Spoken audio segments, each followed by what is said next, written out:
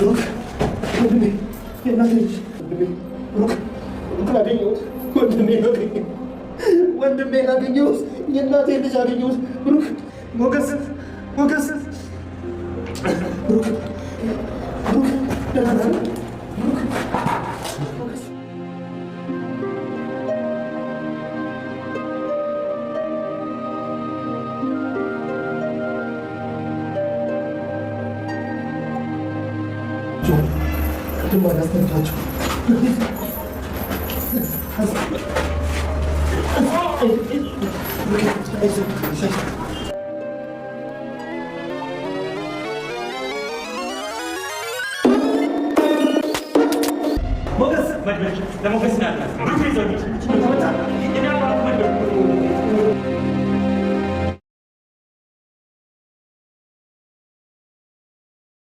ሞገስ ለጓደኛው ለብሩክ ሲል ትልቅ መስዋዕትነት ከፈለ። መድብል ብሩክን ብስቁልቁል ለብሎ አግኝቶታል።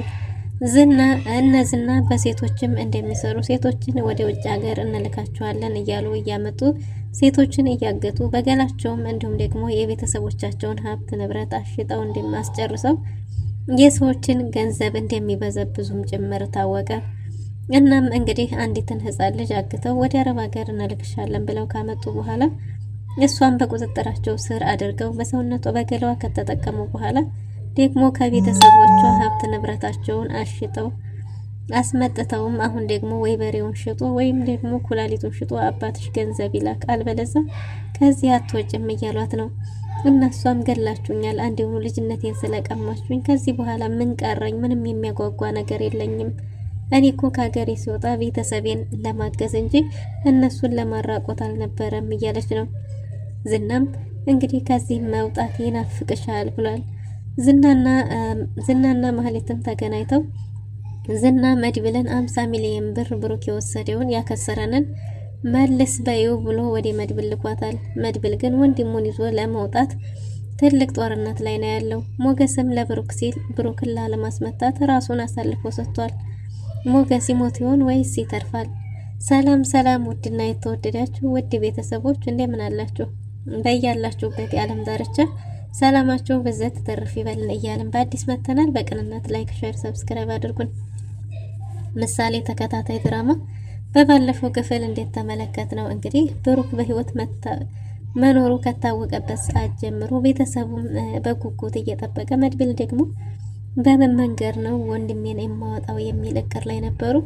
እንግዲህ ሁላቸውም ተመካክረው ሶስቱ ነው የካሊብ ሙርሲሳን ሰዎች ለመግጠም ተዘጋጅተው ነበሩ ማለት ነው። እናም እንግዲህ ባወጡት ፕላን መሰረት ወደዛ ግቢ ሲሄዱ መጀመሪያውን ብሩክን ይዞት ነበር።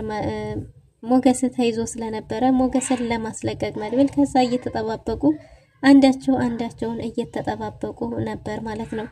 እናም ወደ ውስጥ በገቡ ጊዜ መድብል እየተደባደበስ ባለበት ሰዓት ሌላኛው ሰው ሳይታወቅ ድንገት ከጀርባ መጥቶት እንግዲህ መድብል ወርቆ ነበር ማለት ነው። በዛን ሰዓት ሞገስ በህይወቱ ጀግና ሆኗል ማለት ነው። አይ ሞገስ ቁርጥ ቀን ለካ እንደዚህ ያጀግናልና ሞገስ እኔ ጥሎ ይሮጣል ብዬ ስጠብቀው እሱ ግን ጀግና ሆኖ እሱም ከኋላ መጥቶ ለመድብል መከላከል ችሏል ማለት ነው። እና መድብልን አንስቶ ለማረጋጋት በሞከረ ጊዜ ድንገት ከኋላ አንዱ ደግሞ መጥቶ በሽጉጥ ሊጨርሳቸው ሲል የመድብል ጓደኛ መጥቶ አትርፎታል ማለት ነው። እናም ከጅምሩ ብሩክን ሲጠብቀውና ሲከታተለው የነበረው ምሳሌም እንድትታከም ሲረዳው የነበረው ሰው ካሊብ ሙርሲሳን መበቀል የሚችል ለእውነት የቆመ ሰው መሆኑ ታወቀ። እናም እንግዲህ መድብል ለኔ ብለህ ነው ጓደኛዬ ብዙ ዋጋ የከፈልከው፣ አንተ እኮ አሁን ደግሞ ቁስልም አለ እንዴት ነው የምትጋፈጠው እያለው ነበር። እሱ ራሱን መጠበቅ እንዳለበትና እንዴት መከላከል እንዳለበት እንደሚችል ነግሮታል። እናም እኔ ካሊብ ሙርሲሳን መበቀል እፈልጋለሁ፣ ብዙ የነጠቀኝ ነገር አለ፣ በዛ ላይ ደግሞ ለአንተ ስል ሳይሆን ለእውነት ስል ነው ብሎታል። እና ብሩክን ከመጀመሪያው ጀምሮ ሳግዝ የነበረው ለአንተ ብዬ ብቻ ሳይሆን ልጁ እንድትታከምና ካሊብን መበቀል ስለምፈልግ ነው እያለ ነበር። እናም ለእውነት ነው እኔ ለእውነት ነው የቆምኩት እያለ ነበር። እናም መጀመሪያውኑ ቤቱን እየሸጠ ለማስመሰል አብረው ተገናኝተው እንዲያወሩ ያመቻቸበት መንገድ ጭምር ሁሉ ሳይቀር ብሩክን እየተከታተለው እንደነበረና የነሱን አሰራር ሂደት እያሳወቀው እንደነበረ አንድ በአንድ ተመልክተናል ማለት ነው። እና ብሩክም ምንድነው ማድረግ ያለብኝ እያለ ነበር ብሩክ። ከዛ ሲመለስ አደጋ እንደሚገጥመው ችግር ላይ እንደሚወርቅ ሁሉንም ነገር ያውቅ ነበር ማለት ነው። ምክንያቱም የካሪም ሙርሴሳን ሰዎች አንድ በአንድ ሁኔታቸውን ስለሚያውቅ የመድብል ጓደኛ እያንዳንዳቸውን ነገር አሳውቆታል። ግን ደግሞ አንድ ነገር ቃል ገብቶለት ነበር። ከዛም በኋላ ልጅህን አሳክመህ መተህ ችግር ላይ ከወደክ በማንኛውም ጊዜ እኔ ከጎንህ ነኝ፣ እኔ ካሌብን መበቀል እፈልጋለሁ፣ አይዞህ ብሎት ስለ ወንድሙ ጀግንነትም ጭምር እየነገረው ነበር። እሱም ከእስር ቤት ከወጣ እኛ አለንልህ ብሎ አበርትቶት ነበር። እናም እንግዲህ በዛን ጊዜ የመድብል ጓደኛ ባይደርስለት ኖሮ ምናልባትም ብሩክ ታይላንድ ሂዶ ልጁን ማሳከም ላይችል ይሆን ነበር። ምክንያቱም አደንዛዥ እጹን ከቦሌ ምናልባት ይዞ ላይወጣ ይችል ይሆን ነበር። ምናልባትም ደግሞ ታይላንድ ገብቶም እንኳን እዛም ቢያዝ ልጁስ ምን ልትሆን ትችል ነበር? ይህን ሁሉ ነገር አዙሮ እንዲመለከትና ራሱ ላይ ችግር ከመድረሱ በፊት ልጁን በሰላም አሳክሞ እንዲመለስ ትልቅ መፍትሄ የፈጠረለት ይኸው የመድብል ጓደኛ ነበር ማለት ነው። እነሱን እያስታወሱ ከመድብል ጋር በእውነት አንተ መልካም ሰው ነህ ወዳጄ፣ አንተ በጣም ጥሩ ሰው ነህ እያለው ነበር ማለት ነው። እና አሁንም በሰላም ከነ ህይወቱ ብሩክን ይዘን እንወጣለን የሚል እቅድ ነበራቸው። እናም እሱን ለማሳካት ብዙ ዋጋ ብዙ መስዋዕትነት ከፍለዋል ማለት ነው። ይህን ሁሉ ዋጋ ከፍለው ወደ ውስጥ እየቀረቡ በመጡ ጊዜ ይዘዋቸው እየደበደቧቸው እንኳን የካሌብ ሰዎች ስለ ብሩክ ሲጠየቁ ብሩክ እዚህ አይደለም እያሉ እየዋሹ ነበር። ሞገስም በጭራሽ እንዳታምነው እየዋሽህ ነው፣ እዚህ አይደለም እያለው ነበር። እናም እንግዲህ እነዛን ደብድበው ጥለዋቸው ወደ ውስጥ በዘለቁ ጊዜ ከውጭ ያሉት እንደምንም የሞት ሞታቸውን ደውለው ለውስጥ ላሉትም እያሳወቋቸው ነበር። በዛን ጊዜ እንግዲህ የመድብል ጓደኛ እኔ ብቻዬን እዚህ ያሉትን መቆጣጠር እችላለሁ፣ እናንተ ደግሞ ሁለታችሁ በአንድ ላይ ሂዱ።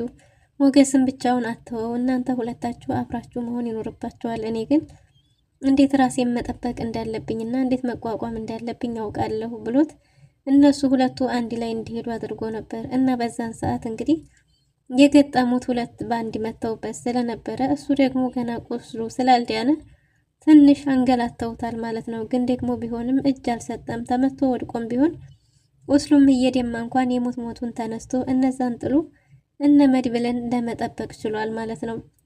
እነ መድብልም እንደዚሁ ከፊታቸው ያጋጠሟቸውን እያጸዱ ሄደው ብሩክን አግኝተውታል ማለት ነው። ብሩክን ሲያገኘው እጅግ በጣም ተበሳቅሎና መናገርም ሆነ ምንም መተንፈስ ባቃተው ጊዜ ነበር። እጅግ በጣም በደከመበት ጊዜ ነበር መድብል ብሩክን ያገኘው።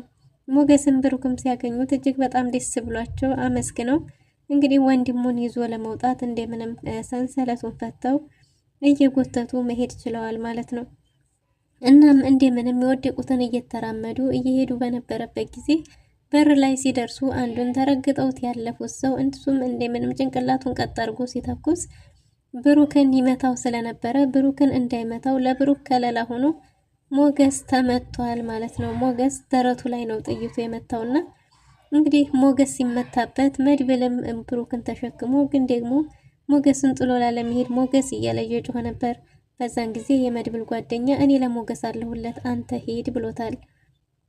በሌላ በኩል ዝና ስለ መድብል ብሩክ በህይወት መኖሩን ካወቀ በኋላ ገንዘባቸውን ማስመለስ ፈልገዋል ማለት ነው። ካሌብ ሙርሴሳ የከሰርኩትን ገንዘብ መጀመሪያ ይመለስ እያለ ነው። እናም ከሰረ የተባለው ገንዘብ 50 ሚሊዮን ነው ማለት ነው። እናም ማህሌትን ደውሎ ጠርቷታል። ማህሌት ከመጠራቷ በፊት እንግዲህ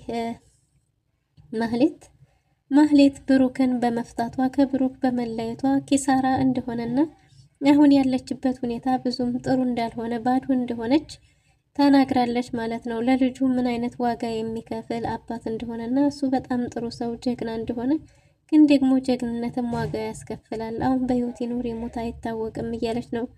እናም ግን ከሱ ጋር በመለያየቴ እጅግ በጣም ይቆጨኛል ብላለች። ኤፍራታም እንግዲህ እንደምንም ለሷን ለማጽናናት እየሞከረች ነው። እና ኤፍራታ አሁን ላይ ብታገኙና ይቅርታ ብትጠይቂው እኮ ብሩክ በጣም መልካም ሰው ስለሆነ ይቅርታ ሊያደርግልሽ ይችላል ብትላትም እሱ የሞተ ነገር እንደሆነ እሷን ይቅርታ እንደማይጠይቃት ይቅርታዋን እንደማይቀበላት ቢያገባም እንኳ ቅድስትን አግብቶ እንደሚኖር እየተናገረች ነው። የእሷ ነገር ምንም መላ እንደሌለው ጭምር ተናግራለች። ግን ደግሞ እኮ በህይወት እንዳለም አይታወቅም ብላለች ማለት ነው። ይሞት ይዳንም እኮ አይታወቅም፣ ግን በጣም ነው የሚጸጽተኝ ብላለች። ማህሌት ለምሳሌ ጥሩ እናት በሆነላት ኑሮ ይሄ ሁሉ አይመጣም ነበር የሚል ሀሳብ እያሰበች ያለ ይመስላል። ምክንያቱም ስለ ብሩክ አብዝታ ማሰብና መጨነቅ ጀምራለች። ኤፍራታ የዝና ነገር እያስጨነቃት ነው። ማህሌትም ከዚህ አካባቢ ጥለሽ ዘወር በይ፣ አለዛ ግን በአንቺ ጦስ አንቺንም እገልሻለሁ እያለኝ ነው። አንድ ቀን ጠበቅ ያለ ቀን ግን ምናልባት ቤትም ይዤ ልመጣ እችላለሁ ከዚህ አካባቢ ሄጄ ብትላትም ግን ደግሞ ስራዬን ትቼ በጭራሽ አልሄድም እያለች ነው። ለተወሰነ ጊዜም ብትላት ኤፍራታ እኔ ስራዬን ትቼ መሄድ አልችልም ብላለች። ዝናም ደውሎ ጠርቷታል። ዝና ደውሎ ጠርቷት እንግዲህ ስለ ብሩክ በህይወት መኖሩን ብታቂ ምን ታያለሽ እያላት ነበር። እንዴት አወክ እያለችው ነበር። እናም ሂጅ አንድ ሰው ጋር ልልክሽ ነው የፈለግኩሽ እና እህትሽን በር ዘግተሽ ደብቀሻት ነው አይደል ቢላትም እንዳልደበቀቻትና ቤት ውስጥ እንደሌለች እንዳልተመለሰች ነግረዋለች። ምን ነው ህፃን የሚመስልሽ? ምንም ቢሆን እኮ እህትሽ ናት። እህትሽን አሳልፈሽ እንደማሰጭኝ ያውቃለሁ፣ ግን ደግሞ አሁን የመጣሁት ሰው ጋር ልልክሽ ነው ብሏት ነበር። ማን ዘንድ ነው የምትልካኝ ስትለው መድብል ጋር እንደሆነ ሲነግራት መድብል እኮ ተጣልቶኛል፣ ምንድን ነው ላረግ የምችለው እያለች ነው። ብሩክ ያከሰረንን 50 ሚሊዮን ብር ክፈል ብለሽ በይው እያላት ነበር። እንዴ ስለ ብሩክ እንዴት አወቅኩ? እናንተ ጋር ይሰራል እንዴ እያለች ነበር። መጠየቅ የሌለብሽን ጥያቄ አትጠይቂ፣ ሲልኩሽ ወዴ ሲጠሩሻ ቤት ብቻ ነው ካንቺ የሚጠበቀው እያላት ነው። እና ስለ ብሩክ አንተ እንዴት አወቅክ እያለችው ነበር። ብሩክን ያዛችሁት እናንተ ናችሁ፣ እናንተ ጋር ነው፣ ብሩክን ገላችሁታል እያለች ጥያቄ በጥያቄ ላይ ስታስከታተል እንዴ ምን እያልሽ ነው ደግሞ ለሱ ጠበቃ ሆንሽ? እኔ ስለ እንደሱ አላልኩሽም፣ ብቻ የታዘሽውን መልእክት አድርሽ ተብላለች። ማህሌት ጮህ እያለች ስትናገር መዝና ተቆጥቷል። አርፈሽ የምትታዘዥውን ብቻ አድርጊ፣ በማይመለከትሽ አትግቢ ብሎም አስጠንቅቋታል።